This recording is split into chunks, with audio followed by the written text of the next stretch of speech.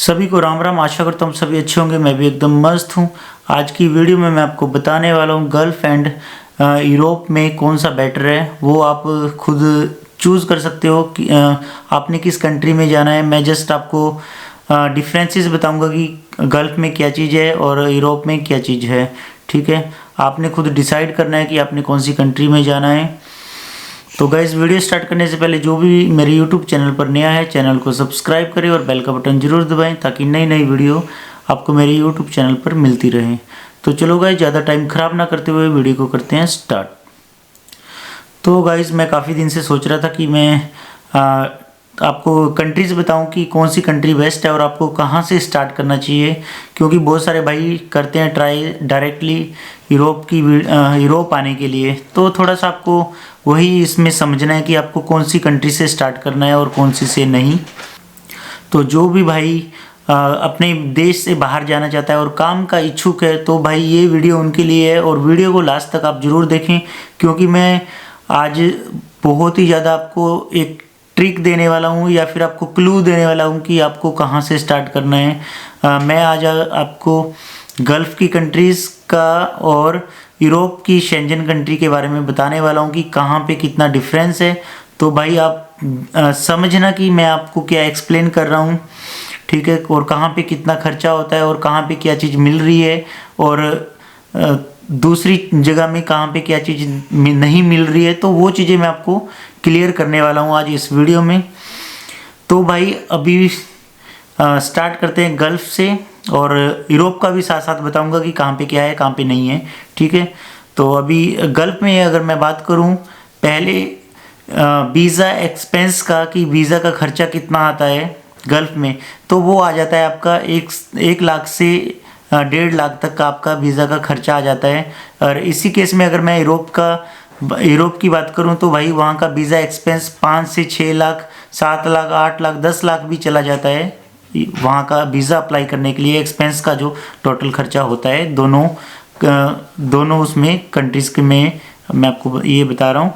और दूसरे पॉइंट में अगर हम लेके चलें फ्लाइट टिकट कहाँ का कितना है, तो भाई अगर आप गल्फ़ का फ़्लाइट टिकट बुक करते हो तो आपको 20 से 30 हज़ार का गल्फ़ का टिकट पड़ जाता है।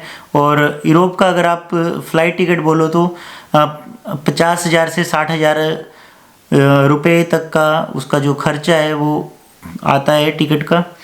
तो थर्ड पॉइंट में हम एजुकेशन की बात करें, अगर आप जॉब पर्पज़ से जा रहे हो तो भाई आपको कितनी एजुकेशन चाहिए वहाँ पे गल्फ़ में, तो भाई आपको 8th क्लास 10th क्लास, या फिर अगर आपकी एजुकेशन नहीं है तो भी गल्फ़ की कंट्रीज़ में आप काम कर सकते हो, वहाँ पे सरवाइव कर सकते हो। और अगर हम यूरोप की बात करें तो भाई आपको वहाँ पे एजुकेशन रिक्वायरमेंट नहीं है, बट आपको फिर भी एजुकेशन थोड़ी बहुत होनी चाहिए आपके पास। ठीक है, क्योंकि जब आप कोई भी जॉब अप्लाई करते हैं तो आपको कोई भी मतलब वहाँ पे रिक्वायरमेंट नहीं होती है एजुकेशन की कि आपको इतनी क्लास तक पढ़े लिखे होने चाहिए या फिर नहीं। तो ऐसा कुछ यहाँ पे इतना मैंडेटरी नहीं है आपकी एजुकेशन, बट फिर भी आपको एजुकेशन होनी चाहिए क्योंकि आप यूरोप जा रहे हो, सबसे बड़ी बात ये है। तो हम पकड़ते हैं अभी आपका नेक्स्ट पॉइंट है भाई, फोर्थ पॉइंट, आपका एक्सपीरियंस कितना होना चाहिए गल्फ़ जाने के लिए। तो भाई आपके पास जीरो से फ्रेशियर से लेके आपके पास 2 साल का अगर एक्सपीरियंस है तो आप गल्फ़ की किसी भी कंट्री में जा सकते हो। बट अगर आप यूरोप जाना चाहते हो और आपकी एक्सपीरियंस की बात करें तो भाई आपके पास 2 से 3 साल मिनिमम एक्सपीरियंस होना चाहिए आपके पास, क्योंकि आप बिना एक्सपीरियंस के नहीं जा सकते। यहाँ पर आपको यूरोप आने के लिए एक्सपीरियंस मस्ट होना चाहिए। नंबर 5 पे लैंग्वेज, गल्फ़ में लैंग्वेज कोई प्रॉब्लम नहीं है, आपको हिंदी इंग्लिश थोड़ी बहुत आती है, आप वहाँ पे काम कर सकते हो, आप वहाँ का वीज़ा अप्लाई कर सकते हो। वहाँ पे बेसिक इंग्लिश चल पड़ती है, अगर आपको इंग्लिश नहीं भी आती है आप फिर भी वहाँ पे काम कर सकते हो, वहाँ पे मैंडेटरी नहीं है। बट अगर हम यूरोप की बात करें तो भाई आपको इंग्लिश मस्ट आनी चाहिए यूरोप में जब आप आते हो, क्योंकि यहाँ पर आपकी हिंदी नहीं चलती, आपकी उर्दू नहीं चलती, मलयाली नहीं चलती, या फिर आपकी दूसरी लैंग्वेज यहाँ पे नहीं चलती। तो आपको मिनिमम आपको जो रिक्वायरमेंट पड़ती है वो इंग्लिश की ही पड़ती है। आपको इंग्लिश तो मस्ट आनी ही चाहिए। अगर आपको इंग्लिश नहीं आती है तो भाई आप यूरोप का वीज़ा है जो वो आप अप्लाई मत करना, नहीं तो आप बहुत बड़े मतलब उसमें फंस सकते हो। तो नेक्स्ट पॉइंट पे हम बात करते हैं 6 पे, प्रोसेसिंग टाइम। तो भाई आपका जो प्रोसेसिंग टाइम है गल्फ़ का अगर हम बात करें तो गल्फ़ में आपको 1 से 2 महीने आपका प्रोसेस लग जाता है। बट अगर हम यूरोप की बात करें उसमें कितना प्रोसेसिंग टाइम लगता है, तो भाई यूरोप के वीज़ा अप्लाई करने के लिए आपको 3 से 4 महीने का प्रोसेसिंग टाइम लग जाता है। आपका वीज़ा आने तक 4 महीने, 5 महीने, 6 महीने भी लग सकते हैं। ठीक है, ये कोई फिक्स नहीं है कि 2 से 4 महीने ही लगेंगे, 6 महीने भी लग सकते हैं। किसी किसी को तो यार 1-1 साल में भी यूरोप का वीज़ा है वो मिलता है। तो थोड़ा सा ये लेंथी होता है इसका प्रोसेस यूरोप का, बट गल्फ़ का बहुत जल्दी हो जाता है। 15 दिन में भी आपका हो सकता है गल्फ़ का, इतना फास्ट प्रोसेस रहता है गल्फ़ का। ठीक है, तो हम अभी नेक्स्ट पॉइंट पे बात करते हैं भाई लैंग्वेज बैरियर। अगर आप गल्फ़ की किसी भी कंट्री में जाते हो तो भाई कोई भी लैंग्वेज बैरियर नहीं है। ठीक है, और अगर हम यूरोप की बात करें तो भाई यूरोप में लैंग्वेज बैरियर है। आपको यहाँ की जो लोकल लैंग्वेज है वो सीखनी पड़ेगी, उसके बाद ही आप यहाँ पर काम कर सकोगे, सरवाइव कर सकोगे। नहीं तो खाली इंग्लिश के साथ बहुत ही मुश्किल है, सरवाइव नहीं कर सकते। जीरो से स्टार्टिंग करना होता है यहाँ पे।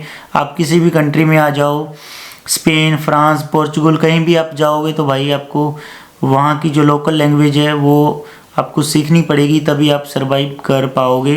नहीं तो बहुत ही ज़्यादा आपको स्टार्टिंग में मुश्किल जो प्रॉब्लम्स है वो क्रिएट होएगी, उनका सामना करना पड़ेगा। ठीक है, तो भाई नेक्स्ट पॉइंट पे बात करें एकोमोडेशन की गल्फ़ में। तो भाई एकोमोडेशन गल्फ़ में हर कंपनी देती है। आप किसी भी गल्फ़ की कंट्री में चले जाओ, वहाँ पे आपको एकोमोडेशन मिलेगी। ठीक है, और अगर आप यूरोप में आते हो और यहाँ पे अगर आप एकोमोडेशन की बात करें तो भाई यूरोप में किसी भी कंट्रीज़ में आपको एकोमोडेशन नहीं मिलती है। ठीक है, तो यहाँ पे एकोमोडेशन का खुद ही करना पड़ता है। मोस्टली कंट्रीज़ यूरोप की एकोमोडेशन नहीं देती है। नेक्स्ट पॉइंट पे हम बात करते हैं फूड के बारे में। तो भाई गल्फ़ में अगर हम फूड की बात करें तो मैक्सिमम कंट्रीज़ आपको फूड प्रोवाइड करती है। गल्फ़ में आपको तीनों टाइम का खाना देती है। आप अगर ऑन ड्यूटी हो, ऑन ड्यूटी भी आपको खाना मिलेगा। अगर आप रूम में एकोमोडेशन में हो तब भी आपको खाना कंपनी देती है।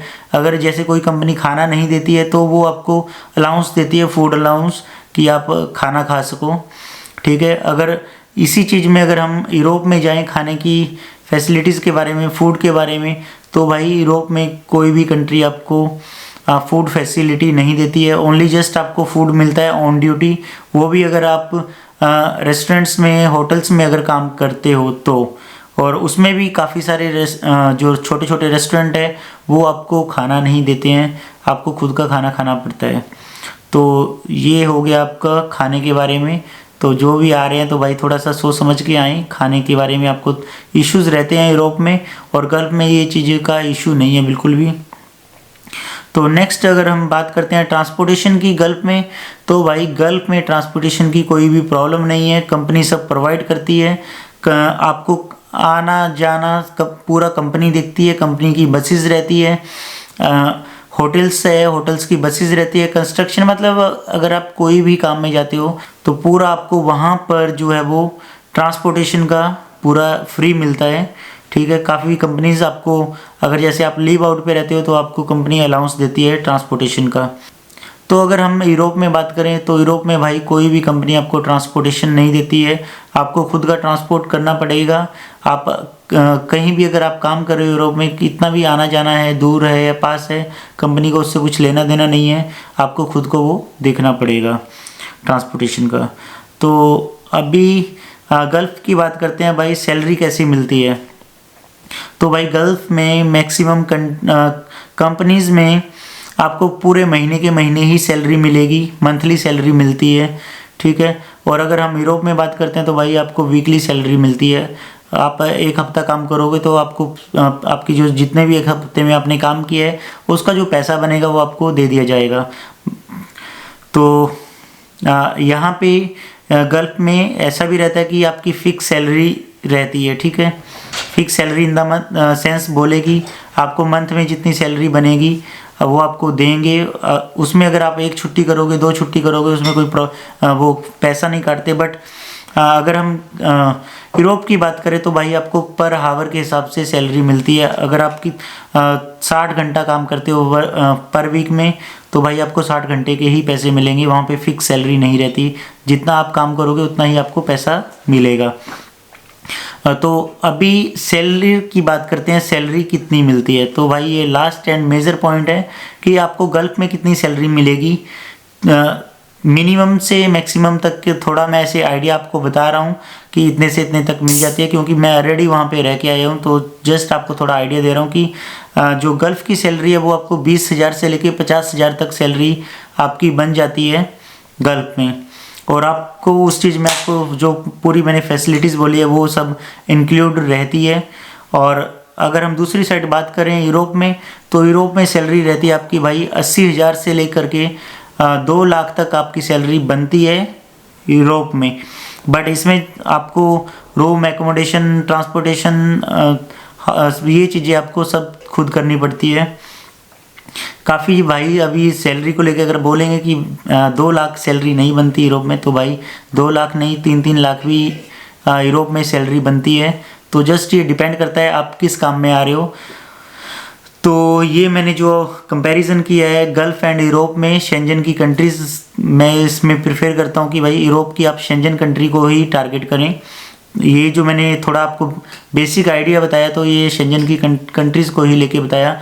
अभी 27 कंट्रीज़ है शेंजन में, और गल्फ़ में काफ़ी सारी कंट्रीज़ है गल्फ़ में भी। तो ये जस्ट किसी एक कंट्री को लेकर के नहीं है, ये पूरे जोन को लेकर के है। जैसे गल्फ़ में बहुत सारी कंट्रीज़ आती है आपका, जैसे यूएई हो गया, कतर हो गया, बहरीन हो गया, सऊदी हो गया। तो ये गल्फ़ में कंट्रीज़ आती है। यूरोप में हो गया फ्रांस, स्पेन, पोर्चुगल, माल्टा, इटली। तो ऐसे बहुत सारी कंट्रीज़ है जो शेंजन की जोन में यूरोप में आती है। तो ठीक है गाइज, आज की वीडियो में इतना ही था। आशा करता हूँ सभी को वीडियो अच्छी लगी होगी। जिसको भी ये वीडियो अच्छी लगी होगी भाई लाइक, शेयर, कमेंट जरूर करें। ठीक है, मिलते हैं अपनी नेक्स्ट वीडियो में। Bye bye.